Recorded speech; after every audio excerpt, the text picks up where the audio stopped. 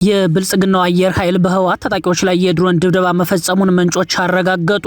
ህወሓት በበኩሉ በታጣቂ ኃይሉ በኩል የውጊያ ሙከራ ማድረጉ ተሰምቷል። ለመሆኑ የድሮን ድብደባው የትና በምን ሁኔታ የህወሓት የውጊያ ሙከራ በየትኛው አቅጣጫ ተፈጸመ ለሚለው ጥያቄ ቀዳሚው ዜና መረጃችን ምላሽ ነው።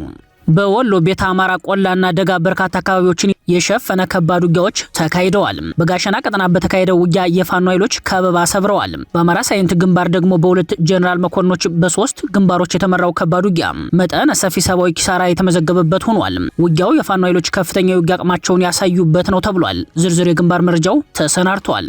የብልጽግናው አየር ኃይል ዛሬም በአንድ ትምህርት ቤት ላይ የድሮን ድብደባ ፈጽሟል። በርካታ ንጹሃን የጉዳት ሰለባ መሆናቸው ተሰምቷል። በጉዳዩ ላይ ዝርዝር መረጃ ይዘናል። የጥንቃቄ መልእክቶችም አሉን። የአሜሪካው ማዕቀብ ዓለም አቀፍ መነጋገሪያ ሆኗል። በህወሓት አመራሮች ላይ በተጣለው ማዕቀብ ዙሪያ የትራምፕ አማካሪ ተጨማሪ መረጃ ሰጥተዋል። የህወሓት አመራሩ በበኩላቸው ለአሜሪካ ምላሽ ሰጥተዋል። የወልቃይት ጠገዴና ጠለምት የአማራ ምሁራን ማህበር ደግሞ በዓለም አቀፍ የፋይናንስ ተቋማት ደረጃ የህወሓት ንብረት እንዲታገድ፣ ቡድኑ ላይ የጦር ወንጀልና የዘር ማጥፋት ተጠያቂነት እንዲኖር ጠይቋል። ይደመጣል።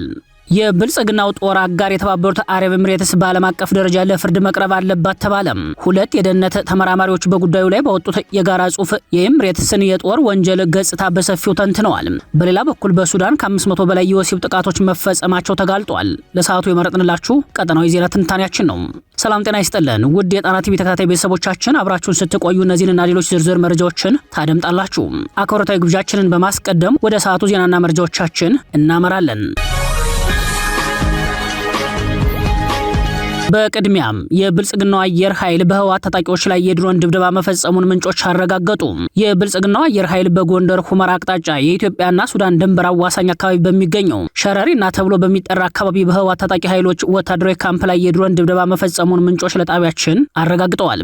ዛሬ ሰኔ 12 ቀን ከጎንደር ሁመራ የወጡ መረጃዎች እንደሚያሳዩት ህወሓት ታጣቂ ኃይሉን በኢትዮ ሱዳን ድንበር ልዩ ስሙ ሸረሪና በተባለ ቦታ ትንኮሳ ከፍቶ የነበረ ሲሆን ከትንሽ ጊዜ ውጊያ በኋላ ወደ ኋላ አፈግፍገዋል። በዚህ ውጊያ መሃል ከባድ የድሮን ድብደባ መፈጸሙን የጠቆሙት የጣና ምንጮች መጠነ ሰፊ የተባለ ሰብአዊ ጉዳት መመዝገቡን ነው የገለጹትም። መረጃዎች እንደሚያሳዩት በሰሜን ኢትዮጵያ ቀጠናዎች ሁኔታዎች በፍጥነት በመቀያየር ላይ ናቸው። የብልጽግና አየር ኃይል ባለፉት 15 ቀናት ውስጥ ሶስተኛውን የአየር ድብደባ ፈጽሟል። ቀዳሚ የድሮን ድብደባ ግንቦት 29 ቀን በትግራይ አቅጣጫ ከኢትዮ ኤርትራ ድንበር 6 ኪሎ ሜትር ርቀት በምትገኘው ገመሃሎ ሽራሮ አካባቢ አጥቢያ ሌሊቱን የተፈጸመ የድሮን ጥቃት ሲሆን በወቅቱ ወደ ሱዳን ለጉዞ የነበሩ የአርሚ 13 አባላትን ኢላማ ያደረገው ጥቃት ከ10 በላይ ወታደራዊ ተሽከርካሪ ላይ የተጫኑ የታጣቂ ቡድኑን አባላት ሙትና ቁስለኛ ማድረጉ ይታወሳል።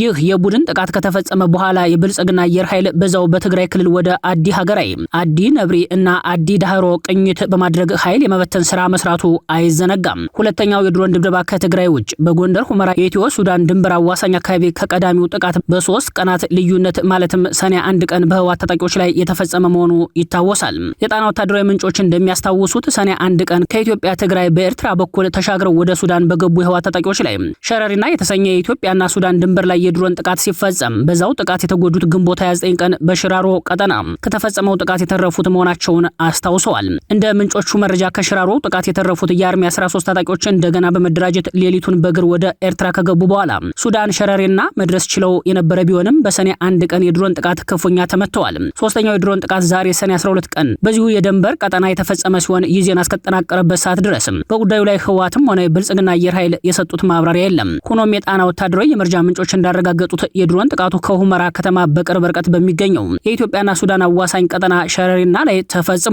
የህወሓት የውጊያ ሙከራ እዚህ ግባ የሚባል አይደለም የሚሉት የመረጃው ምንጮች የድሮን ጥቃቱ ዝርዝር የጉዳት መጠን ምን ያህል እንደሆነ ከመግለጽ ተቆጥበዋል። ምንጮች እንደሚሉት ጥቃቱ የተፈጸመበት ቦታ ቀይ መስመር በመሆኑ መረጃው በቀላሉ እንደማይገኝ ለጣቢያችን አስረድተዋል። ይሄ ድሮን ጥቃት በ15 ቀናት ውስጥ ለሶስተኛ ጊዜ የተፈጸመ ከመሆኑ በላይ ህወሓት በአሜሪካ መንግስት በከፍተኛ አመራሮቹና በቤተሰቦቻቸው ላይ የቪዛ እገዳ በተጣለ ማግስት የተፈጸመ መሆኑ ልዩ ትኩረት ስቧል። የጦርነቱን አይቀሬነት ያመላከተ ነውም ተብሏል። ከሰሞኑ የቀድሞው የትግራይ ክልል ፕሬዝዳንት አቶ ገብሩ አስራት ለሪፖርተር ጋዜጣ በሰጡት ማብራሪያ ጦርነቱ ቀጠናዊ ነው ሲሉ የመጪውን ጊዜ ጦርነት ባህሪ መግለጻቸው ይታወሳል።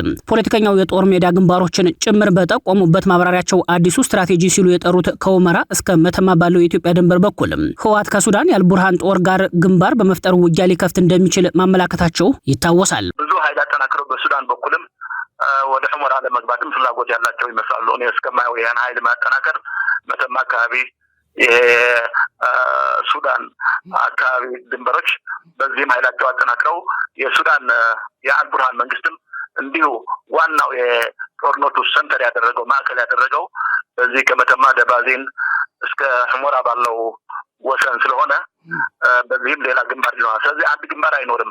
ሁለቱ የታወቁ ሶስት የታወቁ ግንባሮች ግን አንዱ ይሄ ሱዳን ግንባር ነው። ሌላው ይሄ ቆቦ ግንባር ነው። ብዙ ኃይል ቆቦ እስከ መቀሌ ያለው ግንባር ነው። ሌላውም በዚህ በሰሜን ምዕራብ ሽሬ አካባቢም እንዲሁ ትልቅ ኃይል አለ።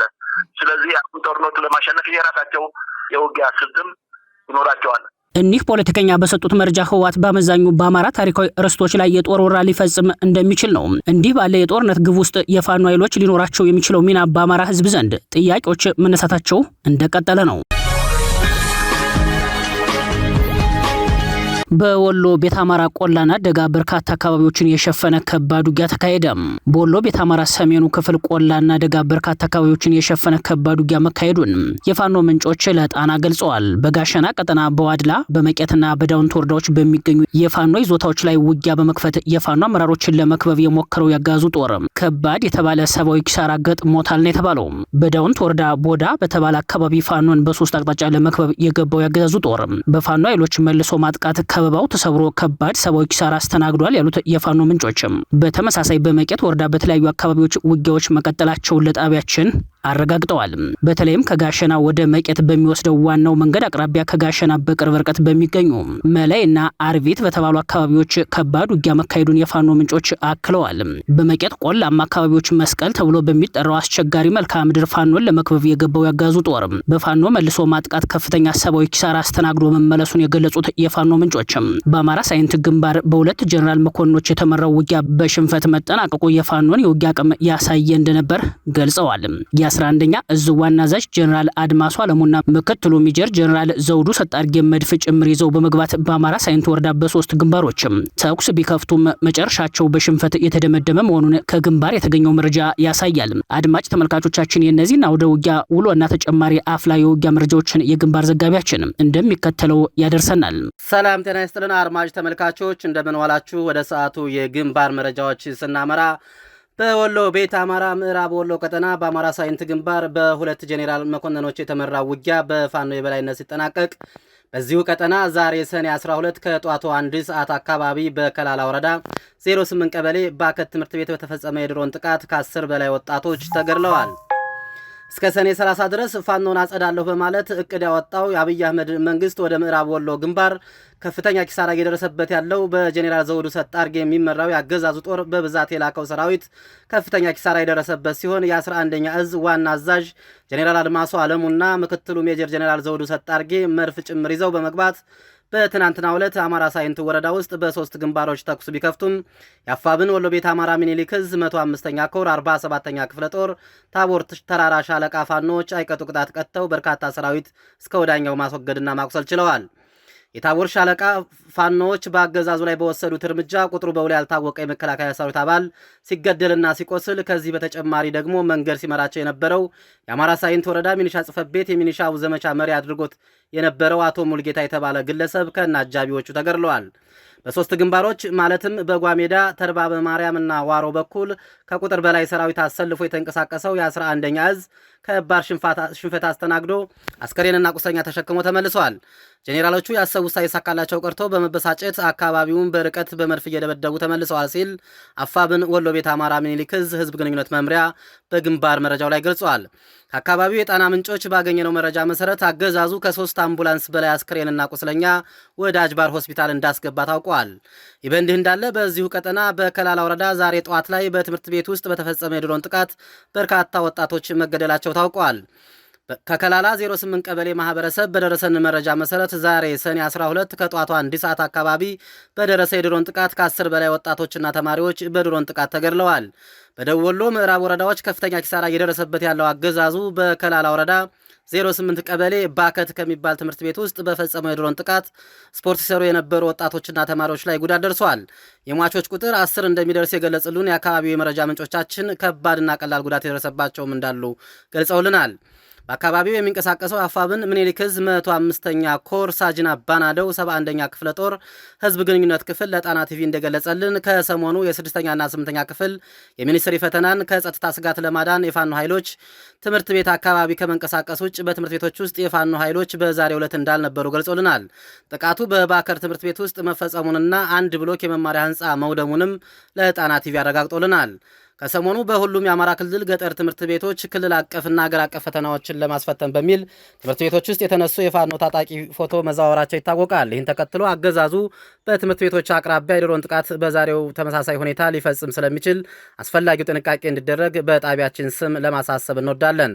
ለጥንቅሩ ተስፋዬ ልሳኑ ከዚያው ከትግሉ ሜዳ። በተጨማሪም ከዚሁ የወሎ ቤት አማራ የተገኘው ግንባር መረጃ እንደሚያሳየው የአማራ ፋኖ ብሔራዊ ንቅናቄ ወሎ ቤት አማራ ምኒልክ ዕዝ 105ኛ ኮር 47ኛ ክፍለ ጦር ታቦር ተራራ ሻለቃ ፋኖች በፈጸሙት መልሶ ማጥቃት ባጋዙ ሰራዊት ላይ ከፍተኛ ሰብአዊና ቁሳዊ ኪሳራ አድርሰዋል። የታቦር ሻለቃ ፋኖች ባጋዙ ጦር ላይ በወሰዱት እርምጃ ቁጥሩ በውል ያልታወቀ ኃይል ሞትና ቁስለኛ መሆኑ ተሰምቷል። በዚሁ አውደ ውጊያ የአማራ ሳይንት ወረዳ ሚሊሻ ጽሕፈት ቤት የሚሊሻዎች ዘመቻ መሪ አቶ ሙሉጌታ የተባለ አመራር ከና አጃቢዎቹ እርምጃ እንደተወሰደበት በግንባር መረጃው ላይ ተመላክቷል። በሶስት ግንባሮች ማለትም በጓሜዳ ተድባበ ማርያምና ዋሮ ከፍተኛ ሰራዊት አሰልፎ የተንቀሳቀሰው ያጋዙ ጦር በፋኖ መልሶ ማጥቃት ከፍተኛ ኪሳራ ማስተናገዱን የፋኖ ምንጮች ገልጸዋል። የአሜሪካ ማዕቀብ ዓለም አቀፍ መነጋገሪያ ሆኗል። በህወሓት አመራሮች ላይ በተጣለው ማዕቀብ ዙሪያ የትራምፕ አማካሪ ተጨማሪ መረጃ ሰጥተዋል። የህወሓት አመራሩ በበኩላቸው ለአሜሪካ ምላሽ ሰጥተዋል። የወልቃይት ጠገዴና ጠለምት የአማራ ምሁራን ማህበር ደግሞ በዓለም አቀፍ የፋይናንስ ተቋማት ደረጃ የህወሓት ንብረት እንዲታገድ፣ ቡድኑ ላይ የጦር ወንጀልና የዘር ማጥፋት ተጠያቂነት እንዲኖር ጠይቋል። አሜሪካ በአክራሪ የህወሓት አመራሮች ላይ የቪዛ ጉዞ ማዕቀብ መጣሏን ተከትሎ ጉዳዩ ከኢትዮጵያ አልፎ ዓለም አቀፍ መነጋገሪያ ሆኖ ቀጥሏል። ማዕቀቡ ይፋ በተደረገ በሰዓታት ልዩነት ውስጥ ለአሜሪካው ፕሬዝዳንት ዶናልድ ትራምፕና ለዋሽንግተን የውጭ ፖሊሲ ቅርብ የሆኑት የአሜሪካ የመካከለኛው ምስራቅና የአፍሪካ ከፍተኛ አማካሪ ማሳድ ብሎስ በጉዳዩ ላይ ድምጻቸውን አሰምተዋል። የአሜሪካው ከፍተኛ ዲፕሎማትና የትራምፕ የቅርብ ሰው ማዕቀቡን ተከትሎ በሰጡት ቀዳሚ ማብራሪያ የዋሽንግተን ውሳኔ በአፍሪካ ቀንድ ቀጠናው ዘላቂ ሰላምን ለማረጋገጥ የተወሰደ አስፈላጊ እርምጃ መሆኑን በመግለጽ እርምጃውን አድንቀዋል። ከፍተኛ አማካሪው ያሆኑ ማዕቀብ የትራምፕ አስተዳደር ለቀጠናው ሰላምና ደህንነት ያለውን ቁርጠኝነት በግልጽ ሁኔታ የሚያሳይ ሲሉ ገልጸውታል። በኢትዮጵያ ትግራይ ክልልና በአፍሪካ ቀንድ አካባቢ አለመረጋጋት እንዲፈጠር አስተዋጽኦ እያደረጉ ባሉ የህወሓት አመራሮች ላይ የተጣለው የቪዛ እገዳ ግጭት ቀስቃሾችን ተጠያቂ ለማድረግ ያለመ መሆኑን ባለስልጣኑ አብራርተዋል። ባለስልጣኑ በመረጃቸው የአሜሪካን አቋም ከማብራራት ባለፈ የአፍሪካ ህብረት የምስራቅ አፍሪካ ከፍተኛ ተወካይ የሆኑት የቀድሞው የናይጄሪያ ፕሬዝዳንት ኦሉሴጉን ኦባሳንጆ እያደረጉት ያለውን የሽምግልና ጥረት አወድሰዋል። ይህ በእንዲህ እንዳለ አሜሪካ የህወሓት አመራሮች ላይ የጣለችውን የቪዛ ማዕቀብ ተከትሎ ከህወሓት ከፍተኛ አመራሮች የመጀመሪያው ምላሽ ተሰጥቷል። የህወሓት ምክትል ሊቀመንበር አቶ አማኑኤል አሰፋ በሰጡት ምላሽ የቪዛ ማዕቀቡ ጥቂት ግለሰቦችን ብቻ የሚመለከት በመሆኑ በትግራይ ባለው አሳሳቢ ችግር ላይ ጥላ ሊጥል አይገባም የሚል ምላሽ ሰጥተዋል። አቶ አማኑኤል በማህበራዊ ገጻቸው በሰጡት ምላሽ ትልቁ የዜና አጀንዳ መሆን ያለበት የተፈናቃዮቹ ጉዳይ እንጂ የቪዛ እገዳ አይደለም ቢሉም እገዳው በአመራሮቹ ላይ ያሳደረውን ዲፕሎማሲያዊ ጫና በሰብአዊ ቀውስ ውስጥ ተደብቆ ለማለፍ የተደረገ የፖለቲካ ምላሽ ሆኖ ታይቷል። ህወሓት አሁንም ላይ ቀሪው ጦርነት የሚያደርገው ዝግጅት ተጠናክሮ በቀጠለበት በዚህ ጊዜም የአሜሪካ ውሳኔ ድርጅቱን ከምዕራቡ ዓለም ፖለቲካ የሚነጥለው እንደሚሆን የፖለቲካ ተንታኞች አስተያየታቸውን በመስጠት ላይ ናቸው። የወልቃይት ጠገዴ ጠለምት የአማራ ምሁራን ማህበር በበኩሉ በዛሬው ዕለት ባወጣው መግለጫ የአሜሪካ መንግስት በኢትዮጵያ ሰላምንና መረጋጋትን የሚያደናቅፉ ግለሰቦች ላይ የቪዛ ገደብ ለመጣል የወሰደውን እርምጃ አድንቋል። ማህበሩ በተለይ ይህ እርምጃ በህወሓት አክራሪ አመራሮችና በቅርብ ቤተሰቦቻቸው ላይ መተግበሩን እንደሚደግፍ ጠቅሷል። በመግለጫው ውስጥ ማህበሩ በወልቃይት ጠገዴ ጠለምትና ራያ አካባቢዎች እንደ አውሮፓውያኑ የዘመን ቀመር ከ2020 እስከ 2022 በነበረው ግጭት ወቅትና ከዛ በፊት ለተፈጸሙ የሰብአዊ መብት ጥሰቶችና የጅምላ ግፍ ወንጀሎች ሙሉ ተጠያቂነት እንዲኖር ጥሪ አቅርቧል። በተለይም በወልቃይት ከ12 በላይ የጅምላ መቃብሮች መመዝገባቸውን፣ የማይካድራና የጭላ ጭፍጨፋዎችን እንዲሁም በአማራ ክልል የደረሰውን የመሰረተ ልማት ውድመት አስታውሷል። በሌላ በኩል ማህበሩ ህወሓት የፕሪቶሪያ የጦርነት ግጭት የማቆም ስምምነትን እየጣሰ መሆኑን ገልጿል። በተለይም በትጥቅ ማስፈታትና መልሶ ማቋቋም ፕሮግራም በሽግግር ፍትህ ሂደትና በብሔራዊ ውይይት አካሄድ ውስጥ በበቂ ሁኔታ አለመሳተፉን እንደ ምሳሌ አቅርቧል። በተጨማሪም ማህበሩ የነበሩ የህወሓት እንቅስቃሴዎች አንዳንድ ምሁራን አምስተኛው ማዕበል ሽብርተኝነት ብለው ከሚጠሩት ጽንሰ ሐሳብ ጋር የሚመሳሰሉ ባህሪያት እንዳላቸው አመላክቷል። መግለጫው በመጨረሻም ለዓለም አቀፍ ማህበረሰብ 3 ዋና ጥሪዎችን አቅርቧል። አንደኛ፣ በኢትዮጵያና በአፍሪካ ቀንድ ሰላም መረጋጋትና ፍትህን ማደናቀፍ ለሚቀጥሉ ድርጊቶች ግልጽ የዲፕሎማሲ እውቅና እንዳይሰጥ ማድረግ። ሁለተኛ፣ የህወሓት ጠንካራ ክፍልን በሚመለከቱ የጸረ ሽብርተኝነት ህጋዊ ማዕቀፎች መሰረት እንደ ሽብርተኛ ቡድን እንዲመደብ ማጤን። ሶስተኛ፣ በዓለም አቀፍ የፋይናንስ ተቋማት ውስጥ በህወሓት አመራሮችና ቤተሰቦች ስም የተመዘገቡ ንብረቶች እንዲታገዱ የሚሉ ናቸው። የወልቃይት ጠገዴ ጠለምት አማራ ምሁራን ማህበር መግለጫውን በፍትህ በተጠያቂነትና በሰላማዊ መፍትሄ ላይ ያለውን ቁርጠኝነት በማረጋገጥ አጠናቋል። የብልጽግና ጦር አጋር የተባበሩት አረብ ኤምሬትስ በዓለም አቀፍ ደረጃ ለፍርድ መቅረብ አለባት ተባለ።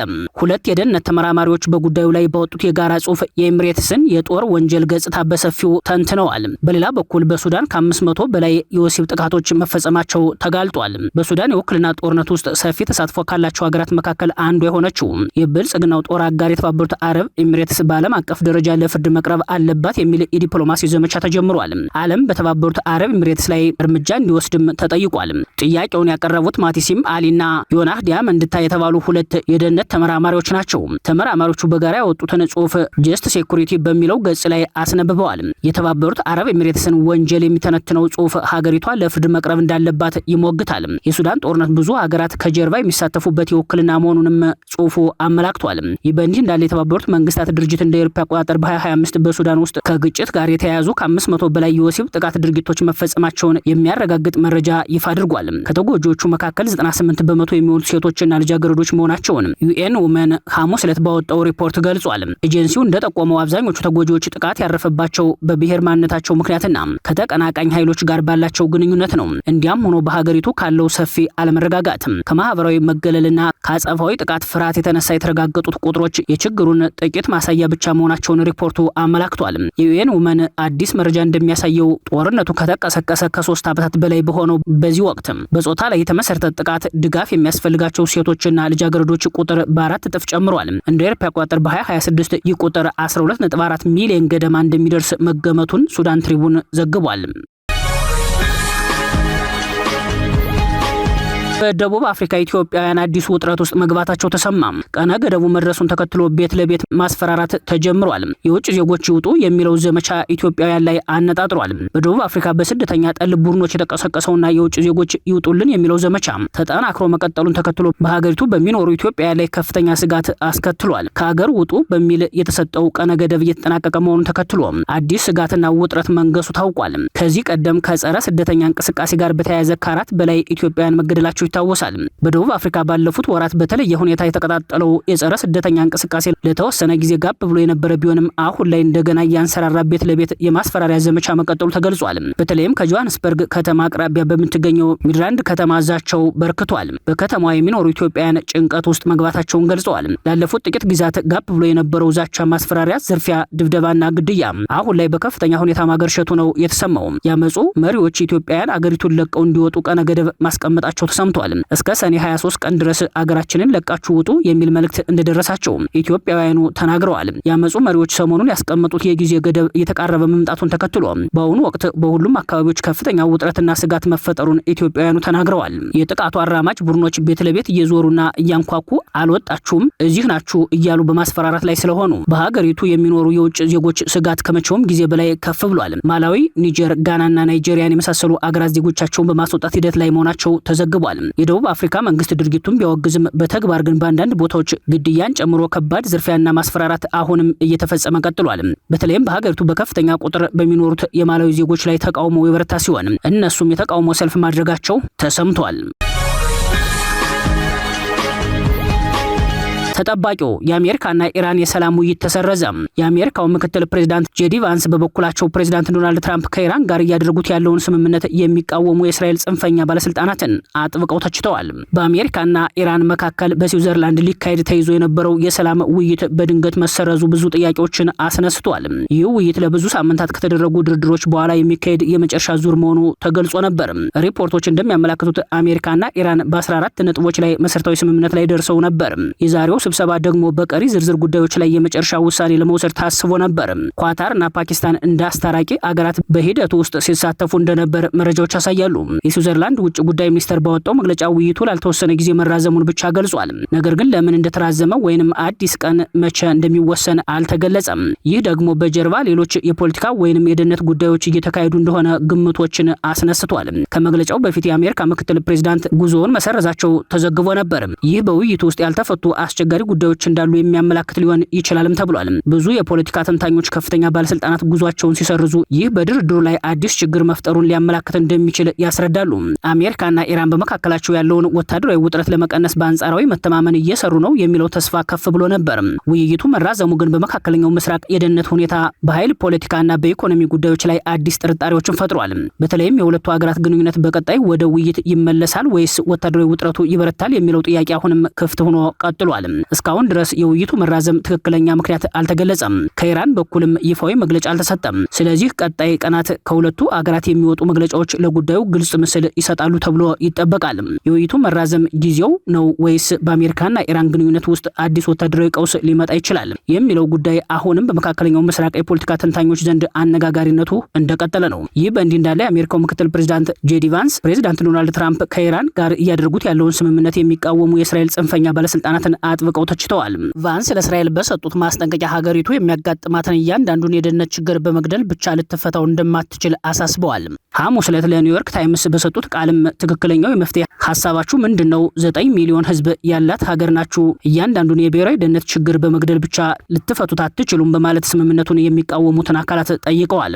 ምክትል ፕሬዝዳንቱ እስራኤል ለዲፕሎማሲ እድል እንድትሰጥና ለዋሽንግተን ጥቂት እውቅና እንድትሰጥ አሳስበዋል። በተጨማሪም ፕሬዝዳንት ትራምፕ አሁንም ከእስራኤል ጥቂት ታማኝ ደጋፊዎች አንዱ በመሆናቸው የእስራኤል ባለስልጣናት በስምምነቱ ዙሪያ ትራምፕን በአደባባይ ከመተቸት እንዲቆጠቡ አስጠንቅቀዋል።